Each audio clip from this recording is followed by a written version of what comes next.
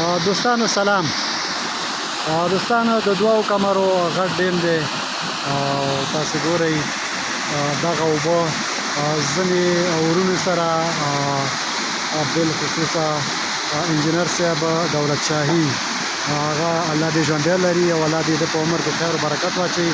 هغه سره تشویش پیدا شوی و چې دغه بند نه په بعضې وخت کې دا کاسه وچه ښکاره کېږي، دا اوبه د دې نه وځي که څنګه چل دی. نه، انجینر صاحب ما مخکې یو ویډیو کړې وه، هغه کې موږ ویلي وو چې سږنی کال د دغه دوو کمرو د غټ ډیم د برکته دلته په سلهاوو جریبه ځمکه خلکو کارلې ده او هغې ته ښه پرېمانه اوبه روانې دي.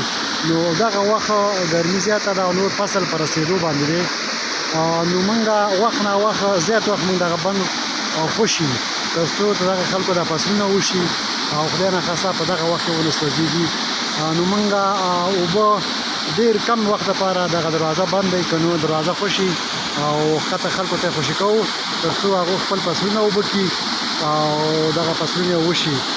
نو الله دې د دغه خیرینو ورونو په عمر او مال او حال کې برکت واچوي او الله دې د دوی صدقې په خپل دربار کې په زرهاو چنده باندې قبولې کړي.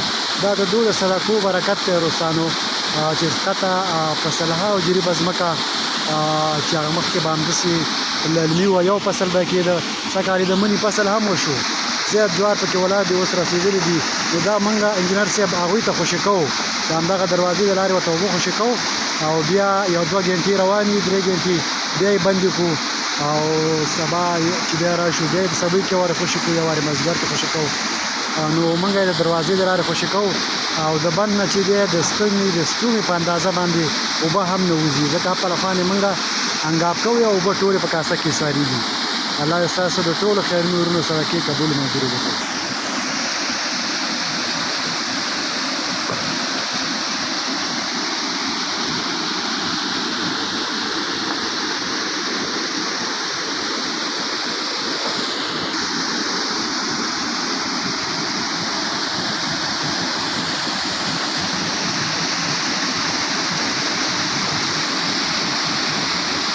دوستانو په 15 منټه کې پرون چې موږ خوشي کړی و تقریبا 1 جریب ځای اوبه کړو،